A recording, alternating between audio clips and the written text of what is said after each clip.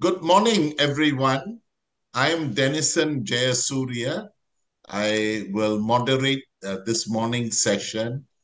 Welcome to all. We have, I think, over 90 to almost 100 people who have registered. This is an important discussion, and so I take the opportunity to welcome all.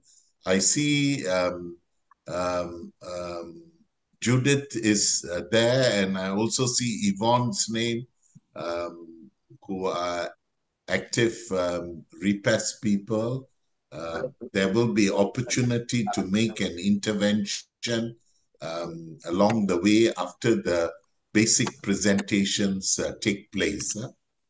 The theme is accelerating SDGs through SSE initiatives, case studies from Asia. We published a book based on the findings of ASEC member presentations this year. My SDG Academy under Zoel got this publication with Dr. Ben and me editing. So some of the sharings will come from here, but this publication is available free with the QR code. You can access them. The key point is to look at how organizations on the ground are making a major difference. I know from the Secretary General's report, there are some delays. However, major inroads have been made by grassroots organizations, especially those committed to social solidarity economy. And the theme will be defined by different speakers from Asia, as well as we have Simel from the ILO and the co-chair of the UN task force to give us a global perspective as well. So time is tight, and we only have 1.5 hours because the sessions at the HLPF will start by 10 o'clock, and many people will be rushing here and there. So let me welcome Bishop Professor Dr. Denis, whose team actually has hosted this discussion online because they are accredited to ECOSOF, and they are also active members of ASEC. So thank you, Bishop, and over to you for the welcome. On behalf of our foundation, it is my great honor and privilege to welcome all of you to this side event of the United Nations HLPF. It is my pleasure that we have ASEC with us today and have Professor Dr. Denison serving as our moderator, as well as Dr. Ben, founder of ASEC from Philippines, and Dr. Eri from Indonesia, and SM being our esteemed speakers. We are good friends that have known many years and collaborate to promote social and solidarity economy. In the coming years, our foundation will hold a special event, and I would like to share with you in advance. We will hold a photography competition and exhibition through the United Nations. This event will feature an attractive reward for the winning submissions. Through photography, we aim to capture the beautiful scenery, cultures, and diverse peoples from around the world. Our goal is to promote the beauty of our interconnected world, the beautiful landscape, the beautiful people, and the beautiful aspect of different nations that make up our world community. By doing so, we aspire to foster greater harmony, cooperation, and mutual understanding among nations, rather than focus on war, and conflict. Finally, I am also glad that we have Professor Michael Tai from the Institute of China Studies at the University of Malaysia joining us today. Let us begin our events today by embracing the potential of the social solidarity economy to create a world where prosperity is shared equally. Thank you. Thank you. Thank you very much, Bishop, for the words of introduction. And you set the stage for the discussion and also calling for peace and sharing of prosperity in a just and fair way.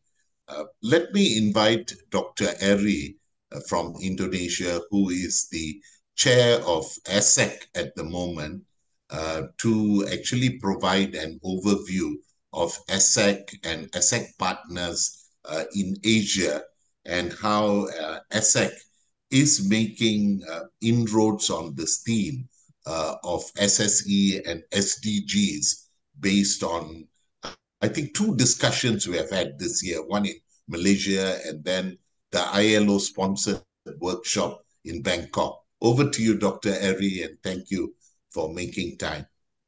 Thank you, Denison. Thank you, Bishop Denis, as well, everyone here, for your participations in this very fruitful webinar. So we are gathered here because we have all concerned, we have the commonality that to accelerate the SDGs. As you know, actually, the SDGs has a challenge in measurement. So most of the data on the SDGs are contributed by the middle and the large companies, mostly in the formal sector. Indeed, as we know, that economic is plural. It is consists of the shareholder-based organizations as well as stakeholders or community-based enterprises, or we call here inclusive community. So the economic scale of community-based organizations or enterprises is small, but their numbers is larger than the higher and middle companies. So unfortunately, those sectors, so what I would like to call this inclusive community, has not yet properly recorded to the SDGs. So that is the role of the ASEC to promote the grassroots initiative to accelerate SDGs. So ASEAN Solidarity Economic Council is a hub of the SSE practitioners in Asia. It consists of 18 countries. The objective of the ASEC is to strengthen the inclusive communities in the country as well to advocate the SSE policy enabling framework at the regional as well in the global levels. I want to start with a briefly describe about the SSE grassroots activities in Asia. There are various initiatives in Asia from the type and issues. Yeah, the SSA initiatives is vary from the types and the issues. The homework-based associations, for instance, or we call it HomeNet, we can find in Thailand, Indonesia, in the Philippines, in Pakistan. So they are aiming to strengthen themselves and supporting the member elsewhere as well, supporting in the marketing product, contribute to the social protections to their member, as well as to conduct social dialogue with the government. So there is also inclusive community that conserve the forest. We can find this is a forest user group in Nepal, as well in Malaysia. We have the foundations with this care for the empowerment of the indigenous people with the organic farming on livelihood. In Hong Kong, we have a partner which focus their services on social work services.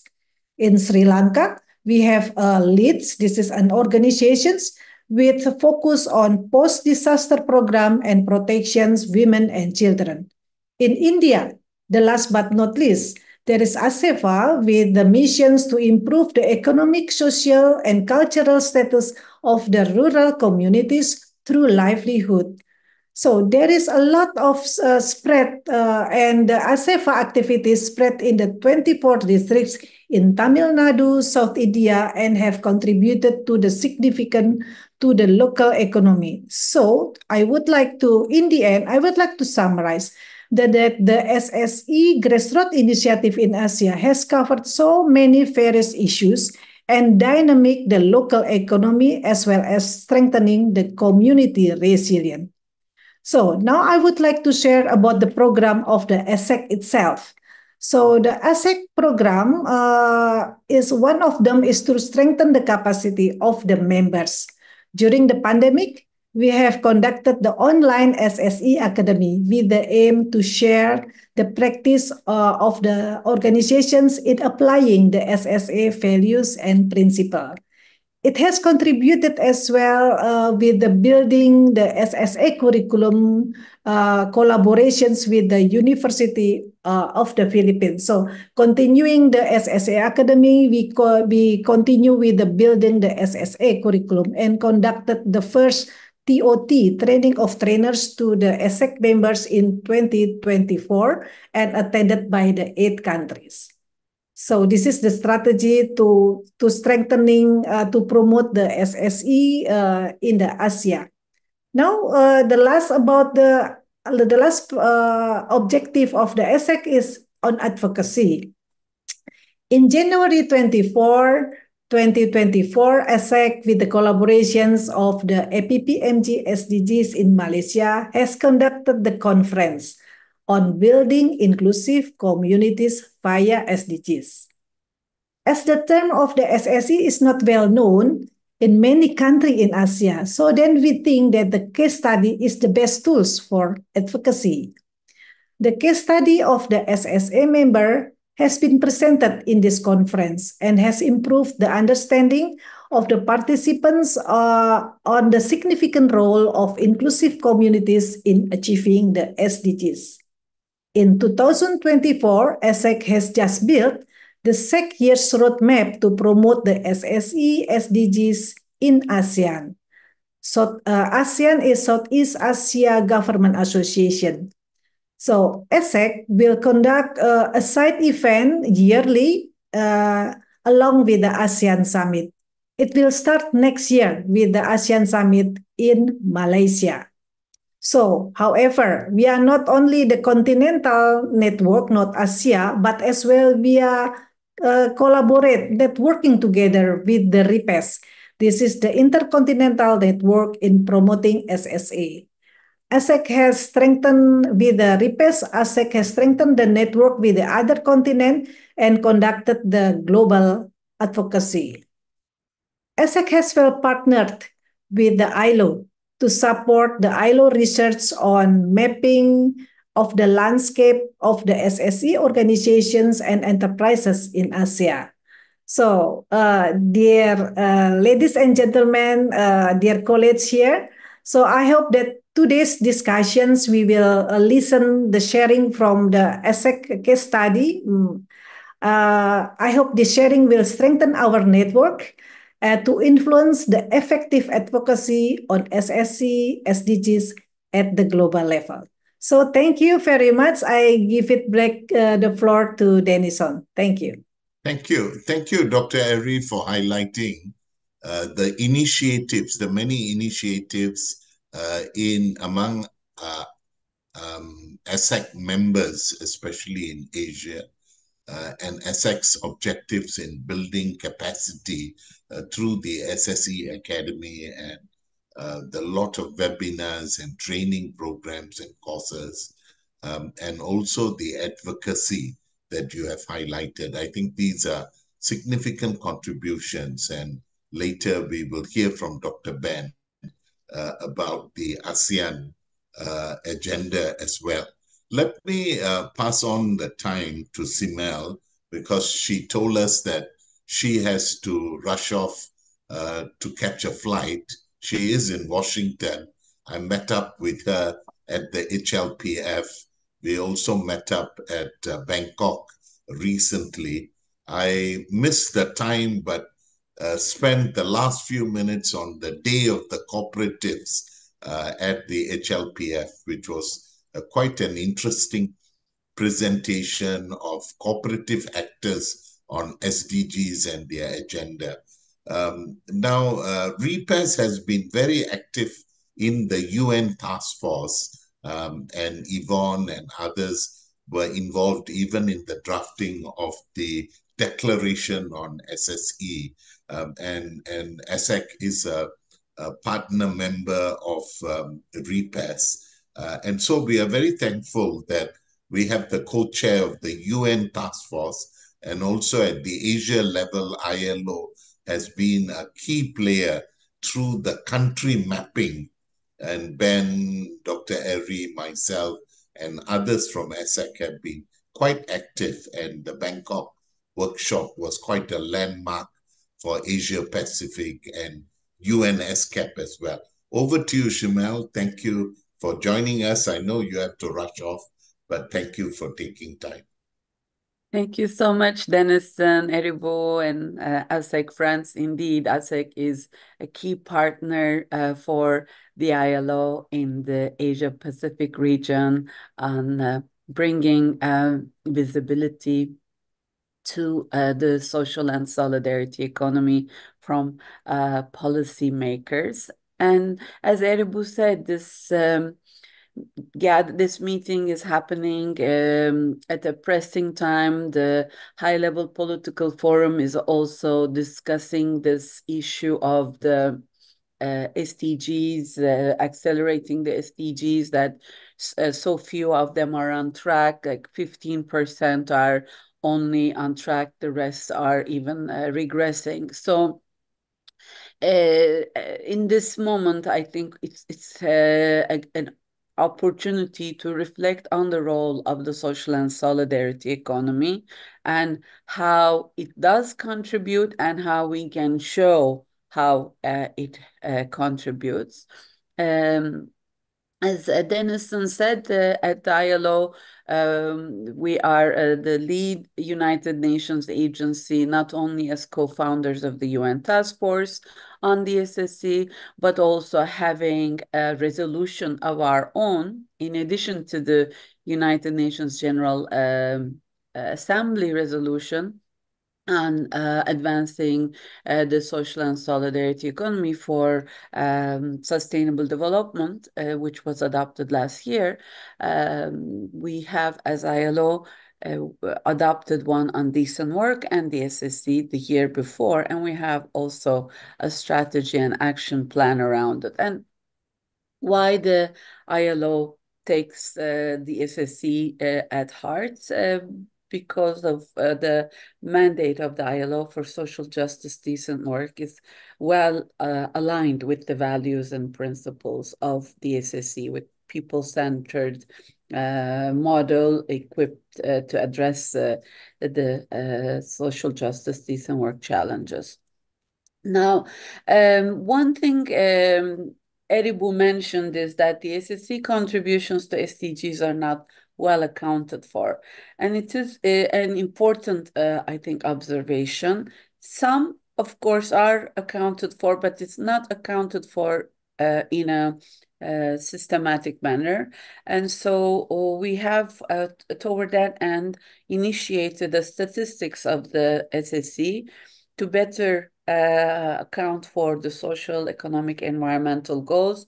There will be a UN task force technical working group on the topic. It will include representatives from national statistic offices, SSE networks, networks like the Women in Informal Economy Globalizing Organizing. So you will hear from us on that.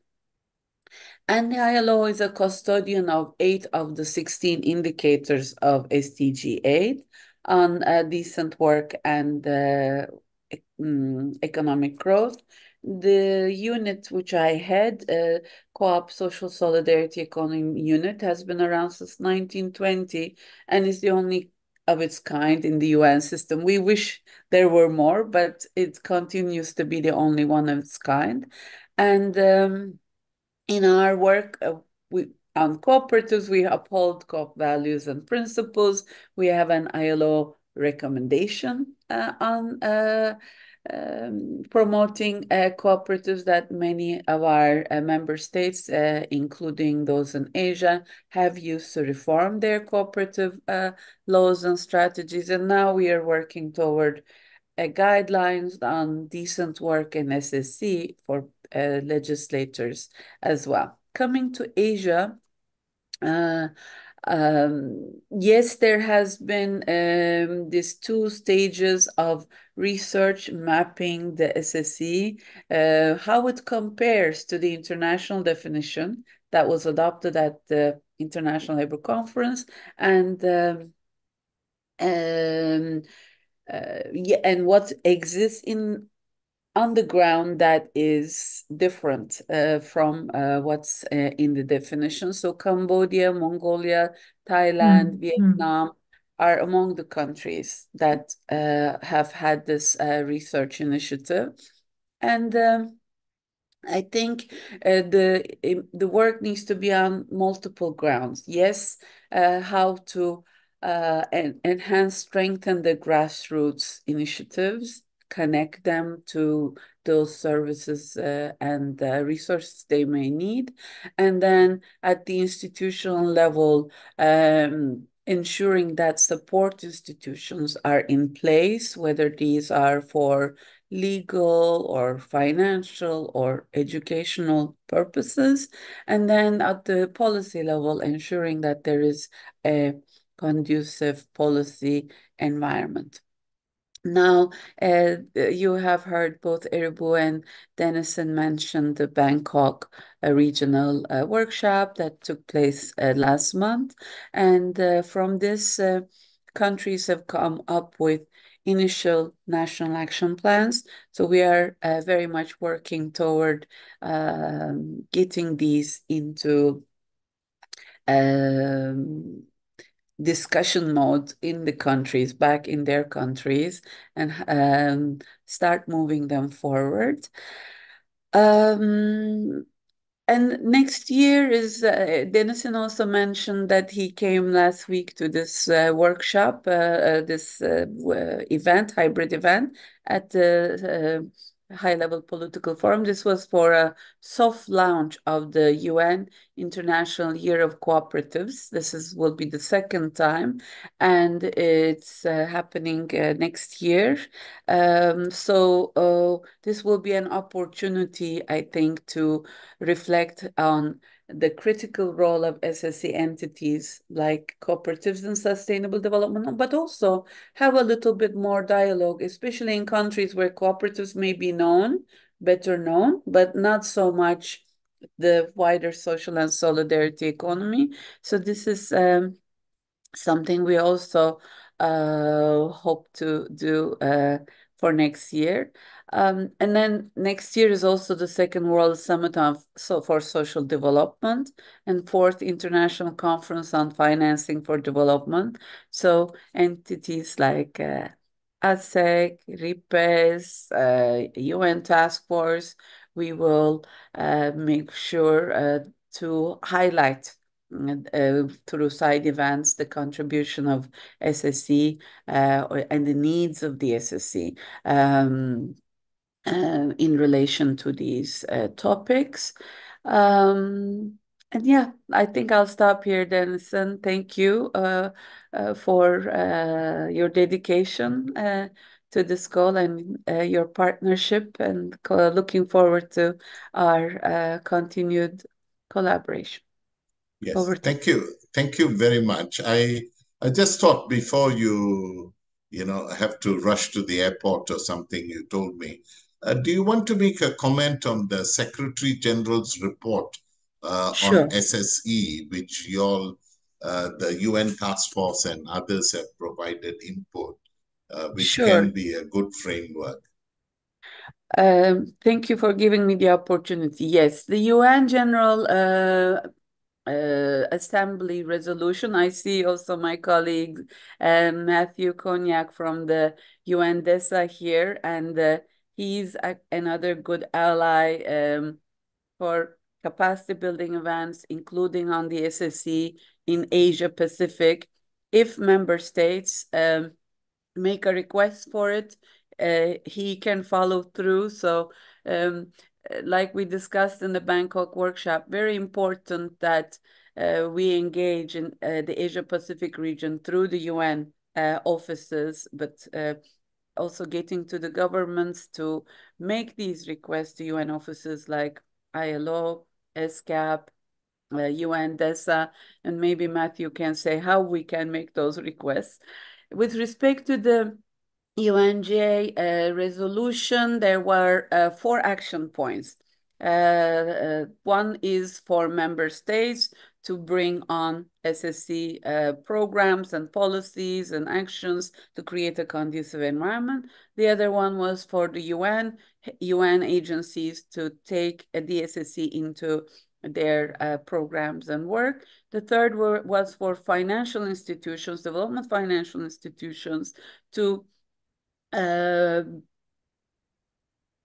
address SSE's financing needs. And the fourth was about the UN Secretary General to produce a report every other year with the support from the UN Task Force on the SSE. A draft report has been developed by the co-chairs and with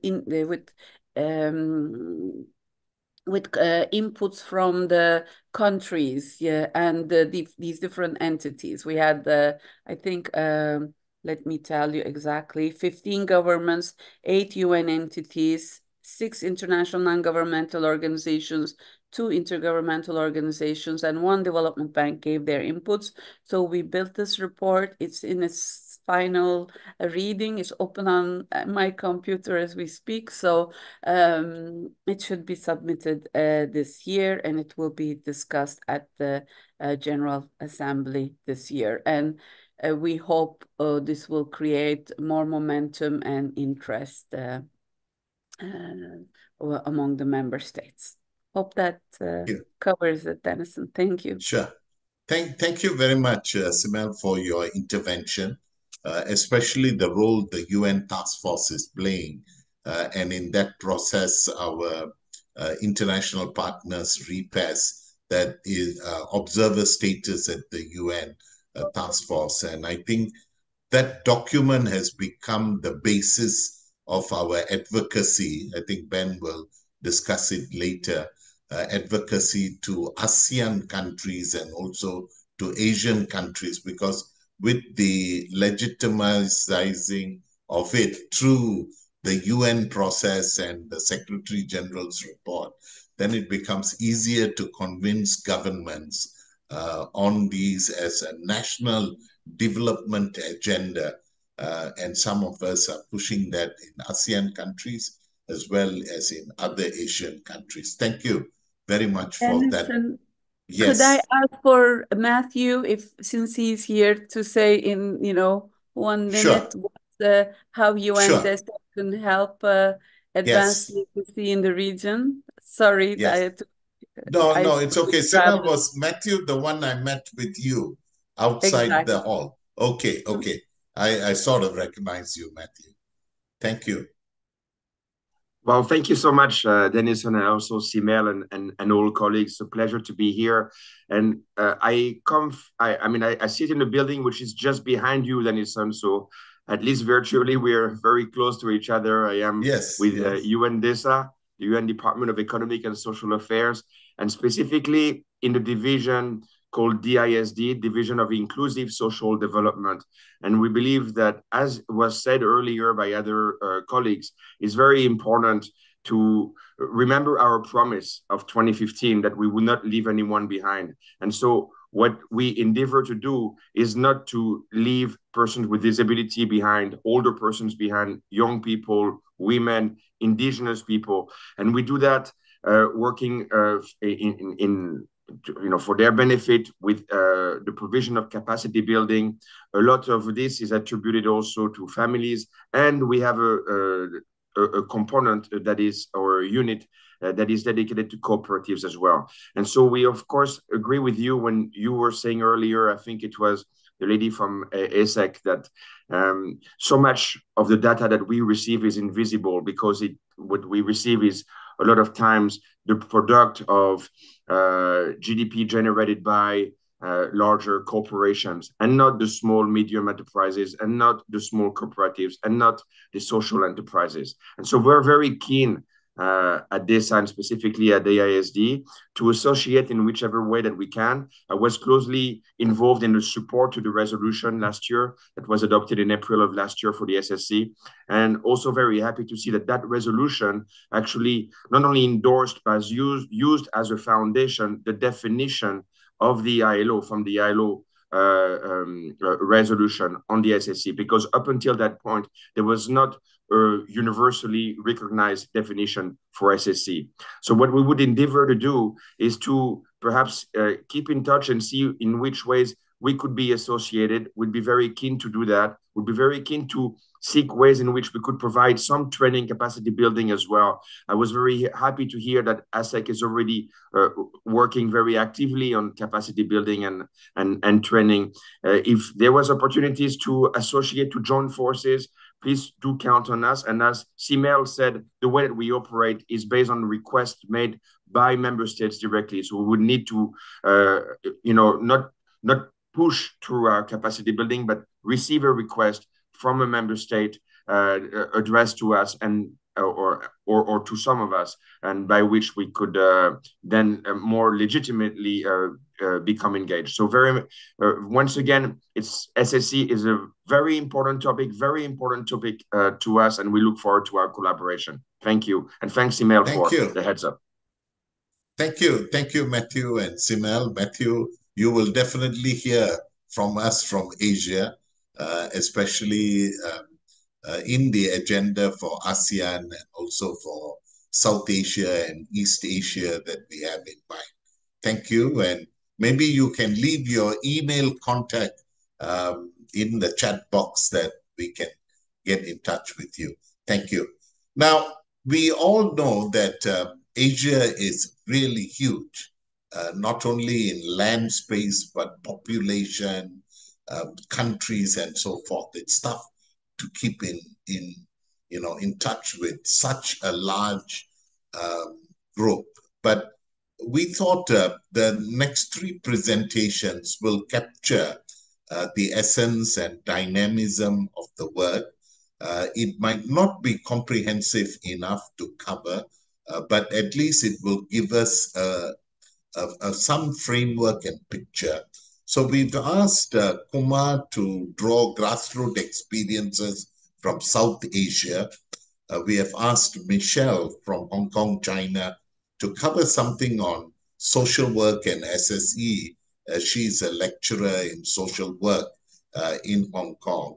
And then finally, Ben, to the ASEAN agenda for the Southeast Asian countries, where Malaysia would be the chair of ASEAN next year. And Zoel and others are working in detail on the various initiatives we can take on.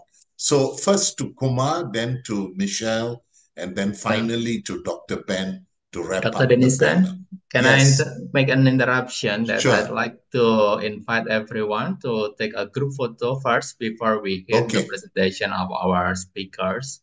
Sure. So, yes, please everyone, can you please turn on your camera and I'll take a short photo group. I think that we can do it on with one shot. Okay, if you can. Let's wait for a while. Yeah. Okay, I'm starting to take a photo. You keep smiling or what? Yeah. Okay, I'll make a count. Okay, 1, 2, 3. That's one. Okay, and let me take another one, please. Okay. Now 1, 2, 3. Okay. Over to you, Dr. Denis. Thank you very much. Please post that photo so that we can all have for kenangan and memory. Yeah? Okay, to Kumar from SFA from India, who is also ASEC's representative in REPAS. SFA has played a major role in India. and its lessons are applicable to all countries around. Over to you, Kumar. Thank you, Professor. And I would like to extend my thanks to the organizer, Bishop Denis, ASEC, and my SDG Academy, and of course to the participants.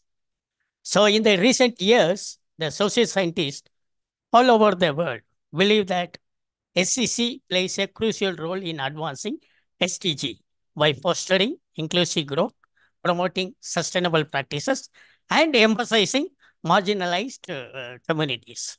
So in South India, South Asia, grassroots organizations and cooperatives are pivotal in driving this effort, addressing the local challenges and contributing significantly to the regional development. So let me explain how the SSE activity accelerate the SDG by looking at 4 thematic areas. The first one, empowerment through inclusive growth. Grassroots organizations and cooperatives in South Asia empower communities by addressing local needs directly. They provide platform for marginalized groups, including women, youth, and indigenous community, participate in economical activities and decision-making process. For instance, organizations like ASEFA and SEVA in India have empowered millions of women through self-help groups, cooperatives, microfinance, and skill development programs. These initiatives not only enhanced livelihood, but also contributed to gender equality and social inclusion, aligning with SDG 5, that is gender equality, and SDG 10, that is reduced inequalities. This is thematic 1. And thematic 2, economic resilience and poverty elevations. So in this, the cooperatives are instrumental in promoting economic resilience and poverty elevation across South Asia. For instance, in Bangladesh, the microfinance model pioneered by Grameen Bank has lifted many out of poverty by providing access to small loans, financial services. Similarly, the dairy cooperatives, Amul in India, and agricultural cooperatives in Nepal have improved farmers' income and enhanced food security through collective bargaining and shared resources, supporting SDG 1, that is no poverty, and SDG 2, zero hunger. So this is the second thematic area. And then the third one is the environmental sustainability. Grassroots organizations and cooperatives in South Asia are champions of environmental sustainability. They promote sustainable agriculture, community-based forestry, and renewable energy initiatives. In countries like India and Bangladesh, community-led initiatives in renewable energy and waste management contributed to SDG 7, which is nothing but affordable and clean energy, and SDG 13, that is climate action. These initiatives not only mitigated environmental degradation, but also enhanced community resilience against climate change impacts. So this is impact 3. And then the fourth one is community resilience and local development. Cooperatives and grassroots organizations build community resilience by fostering collective actions and mutual support network. In disaster-prone regions of South Asia, cooperative networks provide essential support during emergencies, demonstrating their role in disaster risk reduction, which is aligned with SDG 11, which is nothing but sustaining cities and communities. Moreover, initiatives like community-based tourism in Sri Lanka and Bhutan promote cultural preservation and economic diversification, supporting SDG 8, which is the decent work and economic growth. Of course, there are challenges and also there is a way forward.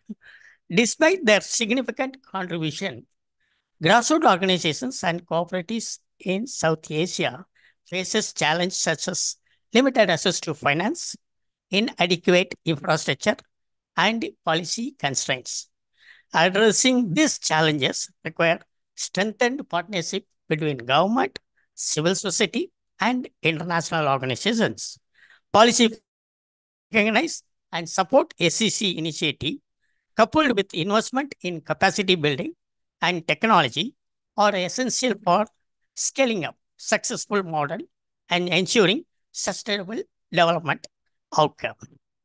So to conclude, grassroots organizations and cooperatives in South Asia are key actors in achieving SDG through SSE. Their effort in promoting inclusive growth, environmental sustainability, and community resilience demonstrate the transformative potential of SSE in addressing regional development challenges. By supporting this initiative through policy coherence, financial investment, and knowledge sharing, South Asian countries can accelerate progress towards a more equitable, resilient, and sustainable future for all. Through their dedication and innovative approaches, grassroots organizations and cooperatives not only contribute to local development, but also can inspire global effort towards achieving the SDG by 2030. Thank you. Thank you. Thank you very much, Kumar, for that very comprehensive presentation. I think you drew grassroots initiatives and provided a good interface between SSE and specific SDGs. I think it's amazing that more documentation and measurement of these should come out, because they are really impressive and people-led initiatives on the ground, counteracting the dominant market forces and so forth. In spite of all this, the resilience of the grassroots is what you are showing, and that's an amazing story. And I hope we can capture the dynamism much more stronger in our efforts to document it better. Now, let me invite Dr. Michelle from Hong Kong, China. Dr. Michelle has been very active in the Institute for Harmony and Sustainability as well, which is part of Bishop Denis Ng's Victory Ministries. And Michelle has been very active in most ASEC meetings. Of course, you come from a social work background, but to interface it with SSE and draw some examples that you can from the East Asia examples. Thank you. Over to you, Dr. Michelle. Thank you very much, Dato' Denison, and also thank you for the invitation. I will approaching this topic by answering two questions. The first one is what is the role of SSE in Hong Kong, and also the perceived benefit from the user perspective. I will do it through in-depth case analysis of two organizations, two SSE in Hong Kong. These two organizations, why they are selected to study, because they are the prestige one and established in the first wave of emergence of SSE in Hong Kong and still survive nowadays. Why they are so important? Because we all know that traditional understanding of the organization is either non-profit or for-profit. But for SSE, it is in the spectrum between non-profit and for-profit. And through understanding of these two organizations, actually, we know that SSE play a role to fulfill the unsatisfied social demand, which need a high cost that traditional for-profit organization won't pay to achieve. For example, the first organization in Hong Kong that I want to introduce is to provide some experience to able-bodied by the disabled people. So the disabled people provide their living experience to the able person, and through this experience, the able person can understand the life of the disabled. And through this, normally in Hong Kong, the company will buy this service to in order to team building, to build up trust in their company. However, traditionally, we need to employ large group of disabled people. Normally, for-profit organization won't do this.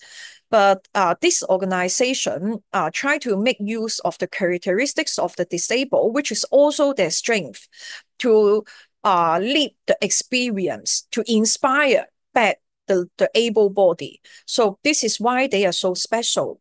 And the second organization is organizations which is established by, is an SSE, actually they are SSE, but it is established by a non-profit organization. But why they need a SSE? Because this SSE is to provide job opportunities for the mental patient. But this kind of organization is a little bit different from merely employing those disadvantaged. Because this SSE actually provide very special working hours for those mental patients that still need to go back to hospital or to receive some outpatient, some clinic service. But normally for those traditional for-profit organization, it is difficult to cater the mental patient's needs because they may need to see doctor or receive outpatient service frequently. And also, they also need to know about the characteristics of this kind of peoples. And if the employer know that, oh, you have mental illness, normally the employers will try not to employ this kind of people. That's why this organization is so important, because this become a platform for the training of the mental patient. Then, by knowing this background, that come to another characteristic that why SSE is so important, that it cannot be done in a form of non-profit, because in order to achieve that the social benefit, the social mentions that I mentioned, it must be done by the business transaction. Without the business transaction, we cannot fulfill the social demand. Why? Because it is only by the business transaction for the SSE, the first SSE, through the business transaction, the disabled has the chance to in touch with the able person closely, because they need to bring this experience to the able body. And for the second SSE is that it is through the business transaction that they can have a platform or to have the opportunity to be in touch with the market, because normally they may be staff in a shop to sell stuff, or maybe they become a part of the chef in the kitchen to sell food. So it become a very meaningful platform for their involvement. And the third characteristics is that these two organizations actually, through the business transaction, they can be sustained by themselves by generating the profit. Although it is tough and hard for them, because the organization is not only for profit, they need the main purpose is the social mission, but they strive to survive up to now. And this is why this is also a business model that we may need to learn.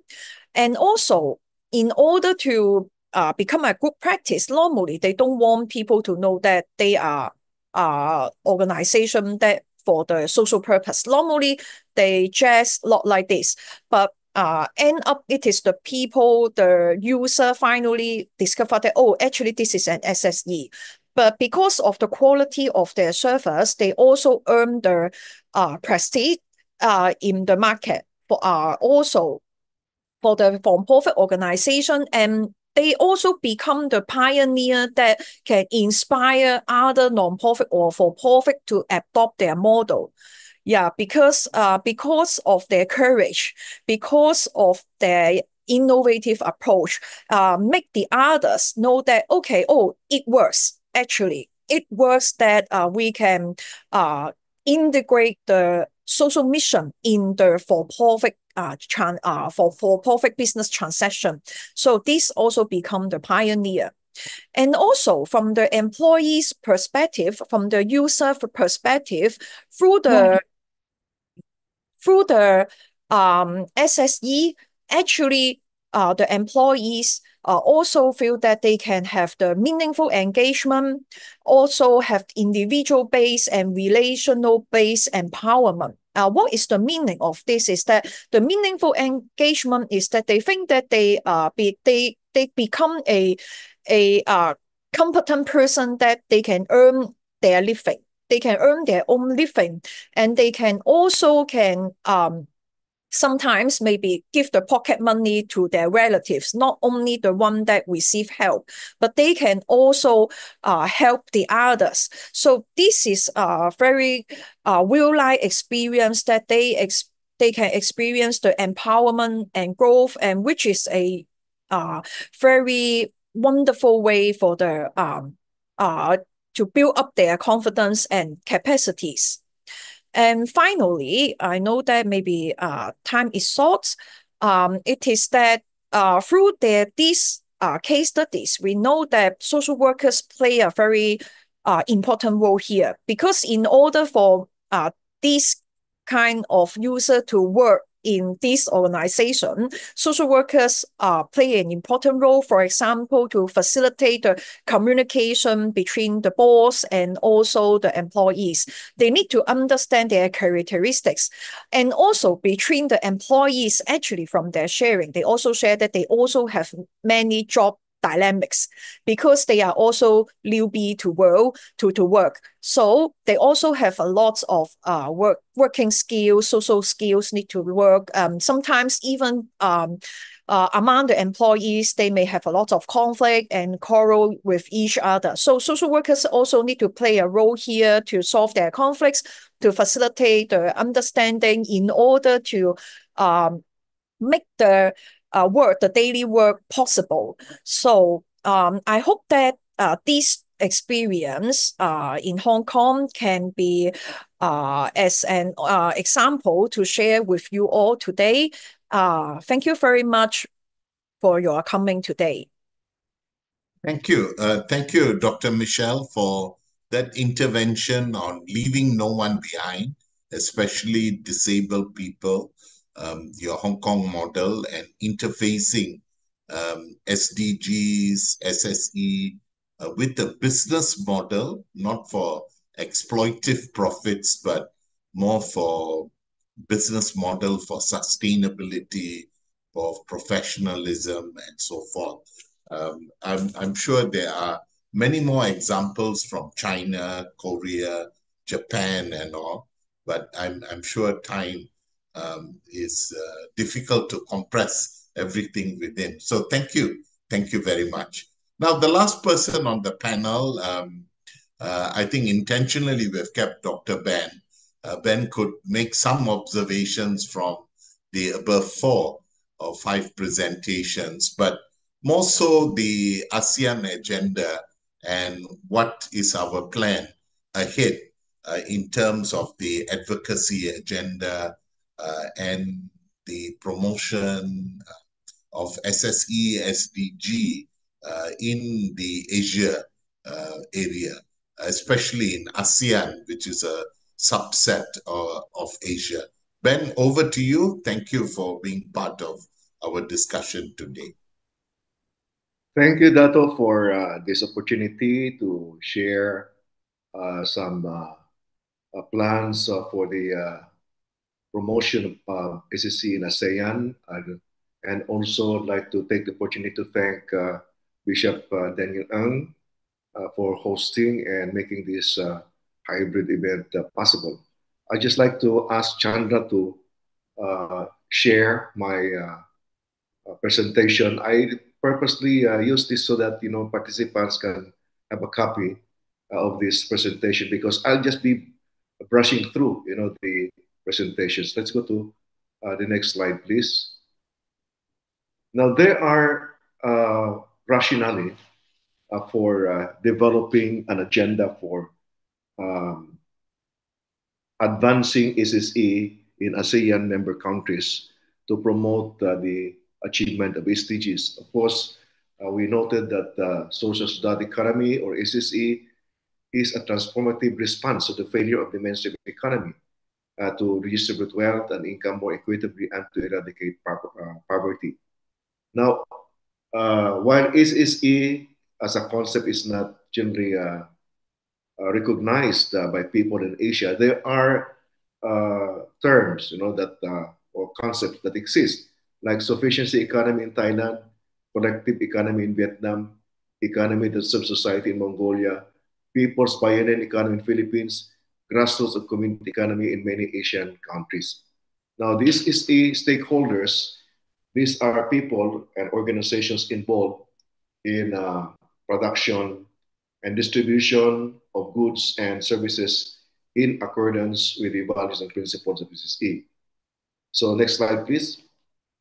Now with this rationale for promoting SSE, it was formalized by the United Nations General Assembly through Resolution 77281 on 18 April 2023. And this resolution is titled Promoting the Social Economy for Sustainable Development Goal. And with this resolution, the UN General Assembly acknowledged that ASEC can contribute to the achievement and localization of the SDGs, especially the localization SDGs in communities, because most of these actions, strategic actions conducted by SSE entities, are not recorded. They are not included in official government statistics because the activities are not studied, they are not captured, there are no data, and so the statistical project conducted by ILO is quite important to capture really the contribution of SSE to achieving the SDGs. Next slide, please.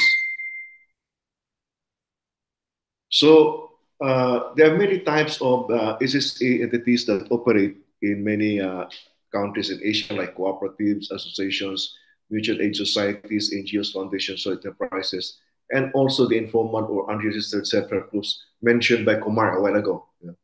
So with these realities, ASEC, Asian Society Economic Council, has been conducting a mapping of entities in Asian countries to ascertain the extent to which these entities adapt and put into practice the SSE values and principles.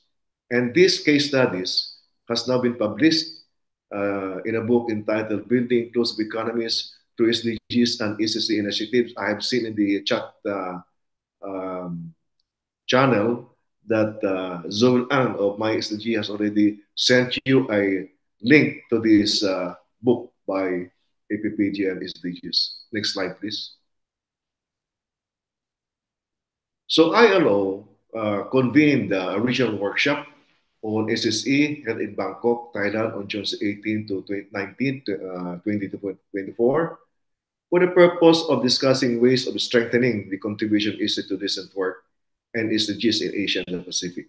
Now in this workshop, ASEC, in partnership with APPGM SDGs, presented a 6-year development roadmap that aims to strengthen SSE with a view to accelerating the progress towards achievement of the SDGs in ASEAN member countries. ASEAN stands for the Association of Southeast Asian Nations. So the collaboration between ASEC and APPDM SDGs is a good starting point for developing a collective strategy of accelerating the progress towards SDG via the SSE and ASEAN countries over the next 6 years. In other words, we will be asking our partner organizations to be included in this collaborative strategic action So we're just starting the collaboration between ASEC and APPDM SDGs, but eventually we would like to include as many partner organizations of ASEC in this initiative. Next slide, please. So there are now strategic actions that we have identified for the implementation of the ASEAN SSE Development Roadmap for the next 6 years. The first is to establish a multi-stakeholder ASEAN SSE for SDGs task force. Now, let me clarify that this task force is not a UN body. Yeah. It is a task force that is particularly organized for the purpose of implementing the ASEAN SSE Development Roadmap. And the potential partners that we're looking at are also working at the continental level, such as the International Cooperative Alliance, Asia Pacific, Homeland Southeast Asia, World Free Trade Organization Asia, ASEAN Parliamentarian Forum, and many others. Of course, the ASEC member organizations will be tapped for the purpose of implementing this roadmap. Number two, conduct an ASEAN SSE for SDGs Forum in conjunction with ASEAN Summit starting in 2025, when Malaysia will be host and chair of ASEAN, the ASEAN Summit. The forum will be continued in succeeding years when chairmanship of ASEAN will revolve to other ASEAN member states. For example, 2026 will be hosted by the Philippines, 2027 by Singapore, 2028 Thailand, 2029 Vietnam, and finally 2030 Brunei. And through these years, we'll be monitoring how the member countries of ASEAN have already achieved the SDGs. Next slide, please. The third strategic action is a series of webinars initiated by My SDG Academy. This is training and research arm of APPGM SDGs in partnership with ASEC as a means for strengthening the collaboration and working together members of the ASEAN SSE for SDGs Task Force and in the process of implementing the roadmap. So this series of webinars is meant to bring together different stakeholders, ASEC members, to prepare for the summit in 2025. Number four, organize and conduct an ASEAN SSE for SDGs Academy. Now, this academy, we have set this up in 2020, but we will revive it because we need to train organizations and individuals who will help in cascading or promoting the roadmap. And since the forum, SSE for SDGs Forum, will be rotated among ASEAN member countries, we need to organize a group of individuals or organizations that can help in promoting the SDGs, the roadmap, as well as in conducting and hosting the annual ASEAN for SSE for SDGs Forum. So we will be contacting our member partner organizations and asking for their collaboration and identifying individuals who could be trained for this purpose. For example, in the Philippines, we have already intention or plans from the Quezon City Public Employment Service Office of the intention to develop a plan for the purpose of engaging the governmental bodies in the Philippines for the purpose of promoting the SSE in the Philippines. So in 2025, April 2025, APPGM SDG will host the ASEAN SSE for SDGs Forum during the chairmanship of ASEAN by Malaysia. Now, more details will be circulated on this event in the coming days. Next slide, please. So in preparation for this ASEAN SSE for SDGs Summit 2025, the Bayan Family Foundations in the Philippines, in collaboration with ASEC and APPGM SDGs, will organize an SSE for SDGs Forum in November 2024 in the Philippines. The event will serve as a preparatory step towards the ASEAN SSE for SDGs Summit in 2025. And this summit in the Philippines, it is also understood by the stakeholders in the Philippines that we will be preparing at least at more than 1 year in advance for the ASEAN Summit that will be hosted in the Philippines in 2026. So from Malaysia, the summit will be hosted in the Philippines. So already in the Philippines, we're preparing everything so that by 2026, we can leverage on what has been achieved, what will be achieved in the summit in 2025 in Malaysia. So there are various ways by which your organization can do to help promote the ASEAN SSE Development Roadmap, particularly in the task force, in the webinars, a series of webinars, and also in the academy. We'll be, inviting you to actively participate in these events, and we look forward to partnership with your organization in advancing the SDGs through SSE and your organization's participation in organizing and conducting the above-mentioned events. Thank you very much for listening. Thank you. Thank you very much, Dr. Ben, for a very clear presentation. These points were discussed by the working group at Bangkok, and in many ways, we were able to identify and list them. And I think participants at this conference in the open time of discussion, this is a concrete action plan over a 6-year. Of course, we need to raise funds. ASEC is, while registered as under the Societies Act in Malaysia now, is actually very short of funds. The only source of funding so far has been from the grant from REPAS. And I think our partner from Hong Kong has co-subsidized some of the meetings and events. So we have to build the financial base to make this sustainable. Now, we have had these 5 presentations from a global, from Asia as a whole, global, East Asia, South Asia, ASEAN, in concrete ways. But what we are seeing over the years that have developed is the institutionalization of SSE within the practices, within the organization, into legislation, into policy, and so forth. So I think it's quite a major development from where we were in 2015 to where we are now. And I think in the next coming years, especially with the UN Task Force initiatives, the UN resolution, the Secretary General's special report, it's going to enhance SSE as the vehicle for accelerating SDGs. And Asian grassroots movements might play a major role. Now, we'll open for open interventions. I think we are guided by 3 minutes. Chandra told me we are already behind time by about 10 minutes. I have 2 or 3 people who I think Chandra made request, as well as I got it from a note that was sent to me.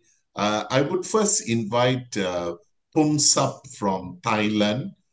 She has been very active in ASEC and the HomeNet movement to make an intervention. And I'll also invite Judith, who has been a major actor in the REPAS context. And we know Judith has a lot of input on China, on the community-supported agricultural initiatives.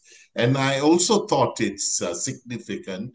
Yvonne introduced me to Abdul Fareh from Mali, who also has joined us. I'm meeting him tomorrow at the HLPF. So if Abdul Fareh, can you on your camera, Abdul Fareh, if you are there, then you could make an intervention as well from a Mali perspective. And you are a close associate of Madani, whom many of us know very well through the REPAS network. So can I pass to Punsap and then Judith and then Abdul? Over to you. Thank you, Dr. Denison, sir. As we have very short time, I would like to say that for us in HomeNet Thailand, that we are working with the informal worker like home-based workers, street vendor, domestic workers, and motorcycle taxi driver. For SSE, for us, SSE is a way. SSE is a way towards sustainability. Huh? When we talk about SDG 8 in terms of decent work, to create employment is very important. And we using SSE like a principle to promote collective effort of home-based workers to come together and try to establish the social enterprise, and we call HomeNet Thailand. And at the same time, we work with domestic workers. They establish like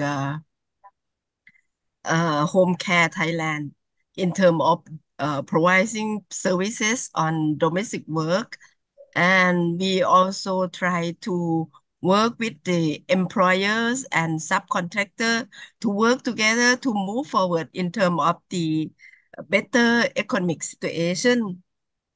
I didn't talk much in terms of detail, but what I want to say is organizing is the key for SSE. So it's spend a lot of time and spend a lot of effort to organize all these SSE organization. So it's very important that we are not we cannot only helping each others, but the government have to have a policy to support us. So I strongly support ASEC in terms of moving for advocacy for ASEAN government. Thank you. They have to support us. Yeah. Thank you. Thank you very much, Punsap. I think HomeNet, not only in Thailand, but also Philippines, and we know of Umi's work in Pakistan and other parts of Asia is also very significant. It brings the gender and the informal sector into formality. And I think Thailand's peaceful demonstration in Bangkok has been key advocacy, because you move thousands of grassroots street vendors in that. So thank you very much. Can I invite Judith to make an intervention? Judith? Thank you so much, Denison. First of all, greetings on behalf of the RIPES International Coordination, of which I'm one of the members. My role as past president of Urgency, the Global Community Supported Agriculture Network, is very much related to SDG 2 and building the bridge between social solidarity economy and food sovereignty has been my key work for the last 12 or 15 years. Firstly, I would like to mention that in one of the current ongoing policies that we are working on in the Committee on Food Security in Rome is a policy on reducing inequalities.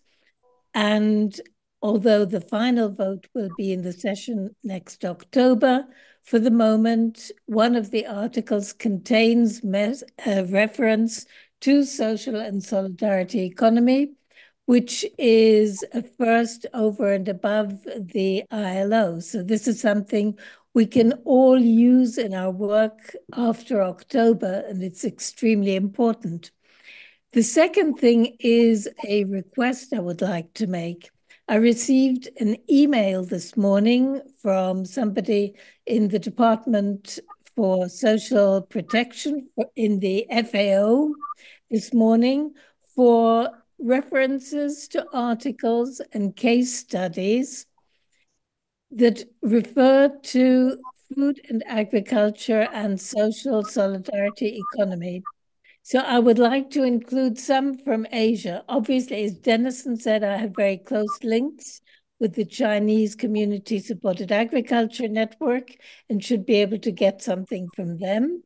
But it would be absolutely wonderful if some of you present on this call have any written case studies or articles that you could send to me that refer to how social solidarity economy is reducing poverty in rural areas and supporting access to the right to food and to peasant agriculture. So that would be extremely helpful if I could include that in the list of items that I will then be sending on to the FAO.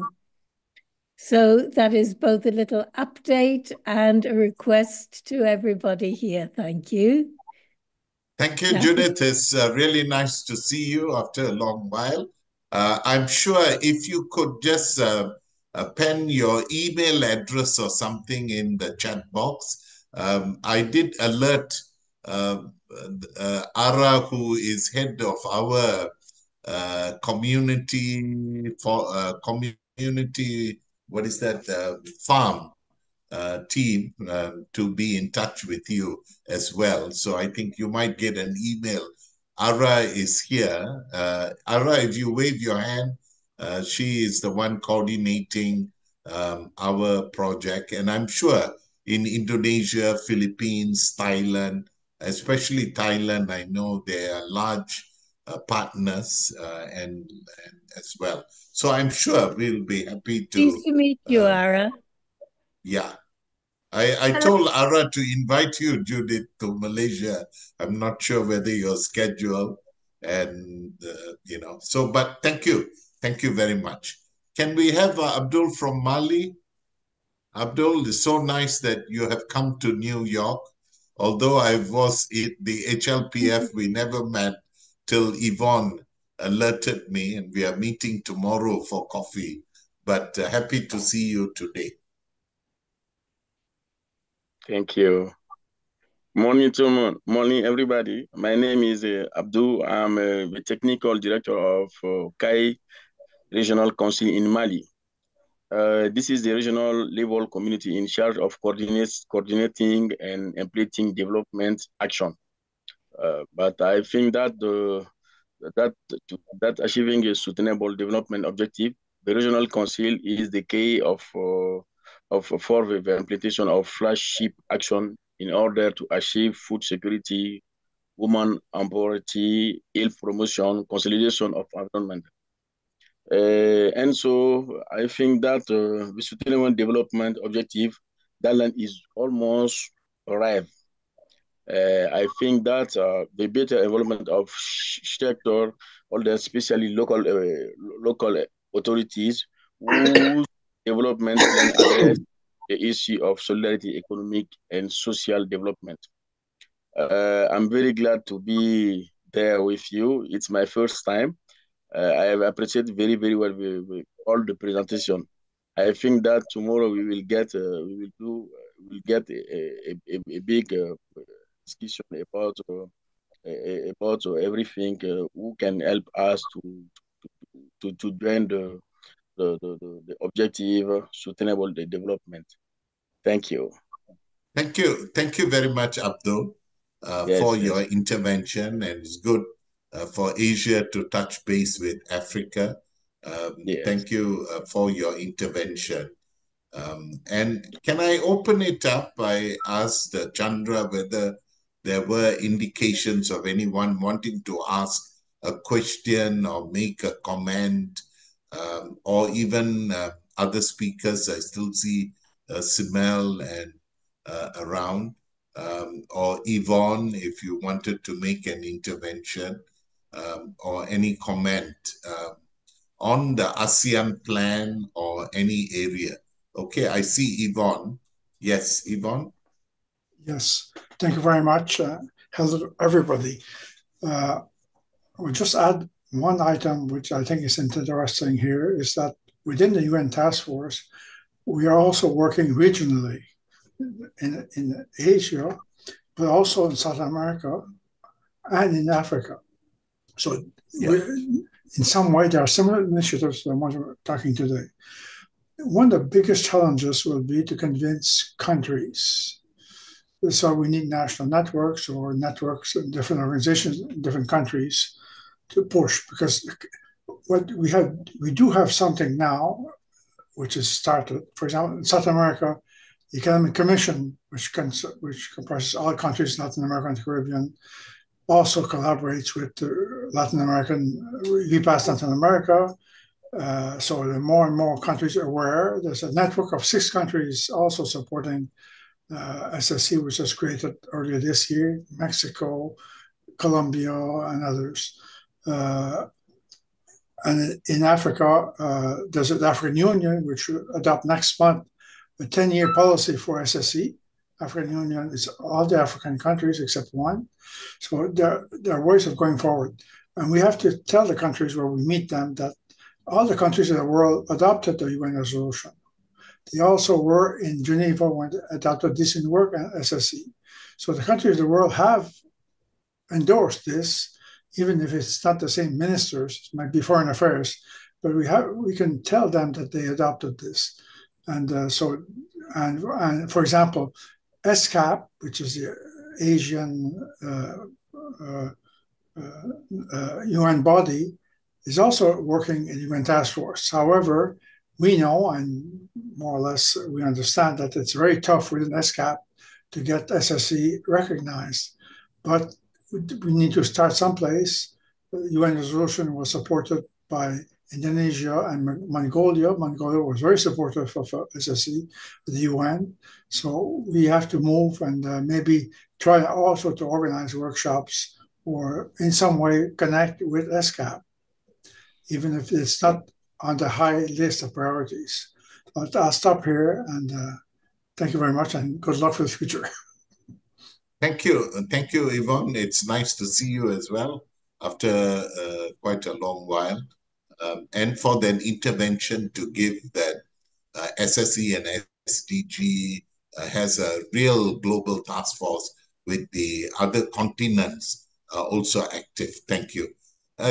Can I invite Deodra from Sri Lanka, from Leeds, to make an intervention? I was told by both Chandra and Dr. Eri, you were ready.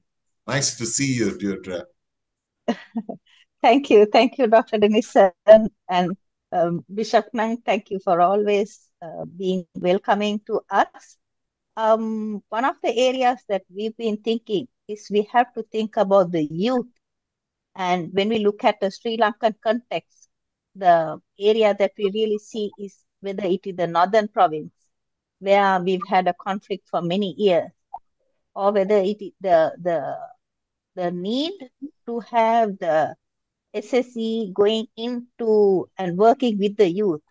And we would like to also learn from other organizations, like other areas or other countries, because we are focusing on certain SDGs, whether it is quality education, reducing inequalities, whether it is peace and justice, then of course the whole issue about gender equality.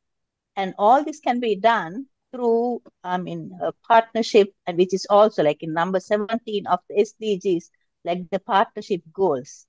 So what I would like to know or to see is like there is so much potential, and there's so much that we can work as regions, and then of course then take it to the next level. That's what I was thinking about. Anything in particular, Dr. Denison, that you would like to add about the situation? I know time is a constraint. Yes. I think that's fine. I know Leeds, with the support of Bishop Denis Ng's Victory Ministries, have been doing some work among unemployed youth in the north, organizing them in the village context, and also putting them into skills training and other opportunities. I think your point on youth so far has not come out, and also our youth speakers are not around. I know they're all quiet. Zoel is around, but she might not feel she is so young. Panir is around and so forth. But I think that's an important theme because with the summit of the future, this becomes quite critical. Yeah. Any points, or can I see anyone else who would like to make an intervention or comment on or a question? Ara, or I mean, I'm calling those. Sure, who's this? Panir, yeah. Yes, Panir, please. Okay, I think I'm actually a newbie here, looking at the giants. So it's actually with APPGM SDG and also Dr. Denison, it's great learning in terms of promoting social solidarity economy as well as creating collective organizations at the grassroots. So I really hope that our partnership will continue, as what Mr. Dr. Ben said, in our coming years, together with our webinars as well as our conferences. We can always learn from each other. I've been to Jakarta, I've been to Kumar's place as well. So it's really a lot of learning that taking place for me, and also to develop our partners in APPGM SDG as a whole. Thank you very much for the opportunity to Dr. Denison as well as our other leaders here, Dr. Eddie, Dr. Ben, and others. Thank you, Dr. Okay. I think one of the important themes that are emerging is also mentoring the next generation of SSE leaders. And I think for ASEC that becomes quite critical as many of us reach our 70s now. It's good. No discrimination by age, but I think we need to ensure very clearly the next generation of people who we should bring in and to be active. Anyone else with a question or comment? I think we have a minute or two. Yeah, Dr. Eric, are you wanting to come in? Yes, I see many. okay. Yeah, okay. I think the things that I would like to hear the results of the high-level political forum itself, how they talk, how we can use this meeting for the SSE promotion. So because we are more outside of this forum, so might be Denison can share how much is that this UN forum can accept or can open the dialogue and give a chance of the policy advocacy for SSE. So this question goes to you, Denison. Thank you. Yeah, I think HLPF is a good opportunity. I know in the past, Judith has moderated sessions with repairs and urgency, and I've gone out on field visit to look at urban farming project in the city of New York and so forth. I think one major struggle for us is, unlike the cooperative movement or the parliamentarians, they brought their network to New York and had a major side event or a special event. I know the parliamentarians are meeting tomorrow. The other day, the cooperative movement met. Then they have a regional and so forth.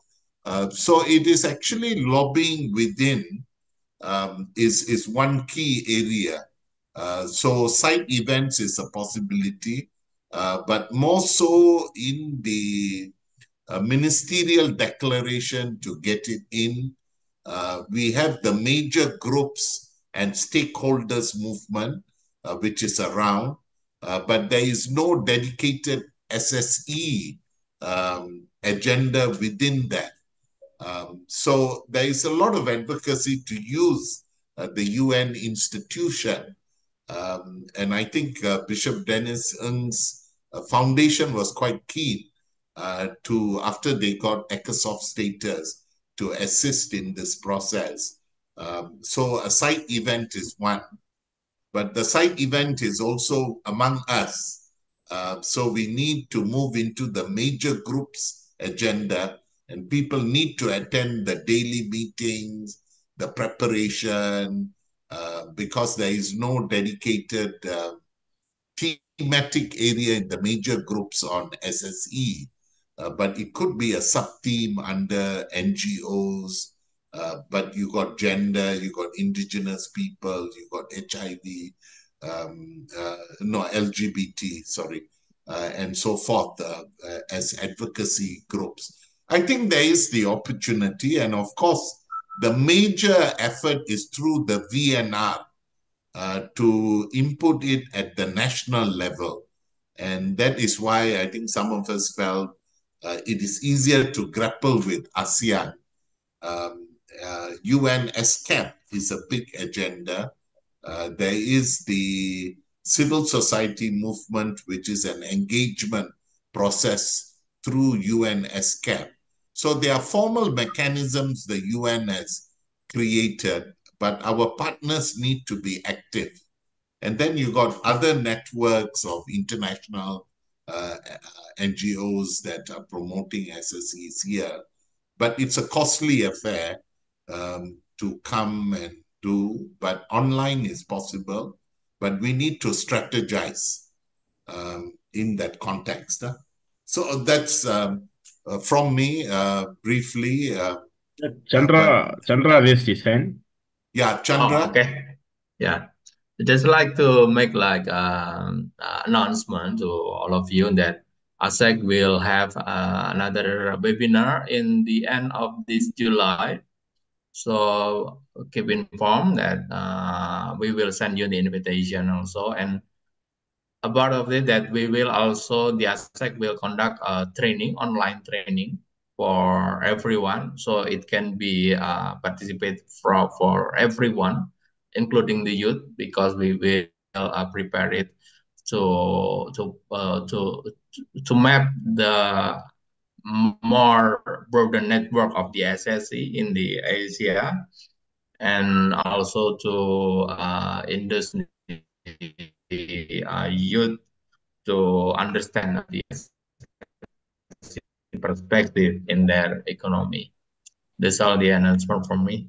Thank you, Chandra, our coordinator for ASEC from Indonesia, very active young man online. Zoel In from Malaysia, from the My SDG. Do you have a comment or note on the webinar or publications or anything? Thank you, Dato'. Hello, good day, everyone. So I have shared in the chat box, the first PDF file is the book about building inclusive communities that you can see from my the backdrop here. And second is what the webinar that Chandra has shared. This is a build-up event. So in the upcoming months, every month, last week of the Wednesday, we will have different resource person to talk about the regional and the ASEAN development, and also some reflections on the SDG and then also SSE process. All right, so welcome, and we will send it through email to you as well. Okay, thank you very much. I think time is up. Thank you for spending time this morning or evening your side with us, ASEC and other partners. I thank the REPAS representatives here as well, the ILO and UN DESA, Matthew and Simel, who also joined us in the process, all the speakers, and especially to Bishop Denis. It looks like there is more work to be done. And I think this is a good indication of this. And Matthew has offered assistance. I told Zoel, get his email, do write to him immediately, write to Judith immediately and book them because we can do online or we can do face-to-face as well. So thank you very much. I think in conclusion, it is without doubt that SSE is making major inroads, but somehow our message, a political message and advocacy message, doesn't seem to be strong enough to get the attention of politicians or national leaders and so forth. But I think the major breakthrough is the UN task force, the UN resolution, the UN Secretary General's report on SSE. And if we popularize this, I think we have a major role to play over the next 6 years towards 2030. ASEC, through the ASEAN agenda, which Ben described, has a key role. But when we say ASEAN, we are not excluding South Asia and East Asia. We are seeing it as an en bloc in terms of training, support, partnerships, technical assistance, South-South cooperation in that way. So with those words, thank you very much, and let's be in touch. And I think Chandra has your contacts. This is recorded. I think he will release the video recording soon to us. He has already released photos. He and Panir have been non-stop taking photos. My WhatsApp is flooded with all kinds of photos. But thank you, and let's be in touch. Thank you all for being part of this process. And let's carry on the good work and carry on the advocacy. Okay, thank you to Chandra, Zoal, Panir for the backup support to host this event. Thank you. Thank you, everyone. Thank you. Thank you. Thank you, Bishop. Thank you, Denison. Ben. Thank you, Matthew. Yeah. And others. Thank you. Bye. Deodra. Yeah. Thank you. Good to see you. Thank you, Bishop. Bye.